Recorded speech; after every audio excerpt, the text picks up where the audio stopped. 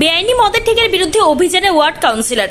ইংরেজবাজার পৌরসভার 23 নম্বর ওয়ার্ডের অন্তর্গত মালদা রেল স্টেশন চত্বরে হানা দিয়ে বেশ কয়েকটি দেশি ও বিদেশি মদের বোতল উদ্ধার করে পুলিশের হাতে তুলে দিলেন কাউন্সিলর ও ওয়ার্ড কমিটির সদস্যরা।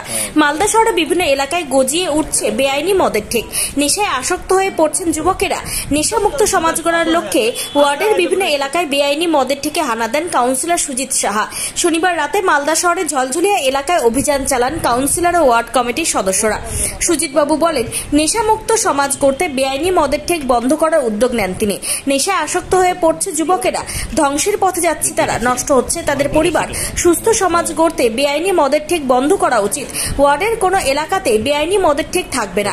পুলিশের সহযোগিতায় বেআইনি মদের ঠেক বন্ধের অভিযান চালানো হচ্ছে ওয়ার্ড কমিটির পক্ষ থেকে। তো এলাকার জন্য একটা অভিযান চালানো হচ্ছিল, মানুষকে বোঝানো হচ্ছিল। এলাকার ইয়াং ছেলে, অল্প বয়সের ছেলেরা নেশাতে আক্রান্ত, নেশাগ্রস্ত হয়ে যাচ্ছিল এবং প্রচুর ফ্যামিলি নষ্ট হয়ে যাচ্ছিল। ফ্যামিলির ছেলেরা নেশা ব্যবসা যা করছে, ব্যবসা বাণিজ্য কাজকর্ম করে নেশা করে বাড়ি ফিরছে, বাড়িতে গিয়ে ফ্যামিলির উপর অত্যাচার, সংসারের খরচ দিতে পারছে না। এগুলো বহুদিন ধরে আমার কাছে খবর আসছিল। আমি এলাকায় বেরাচ্ছিলাম কিছুদিন ধরে, যে এলাকায় মানুষকে বোঝানোর চেষ্টা করছিলাম যারা বিক্রি করে মদ, যে যাতে অন্তত এলাকাটা নেশামুক্ত এলাকা করা যায়।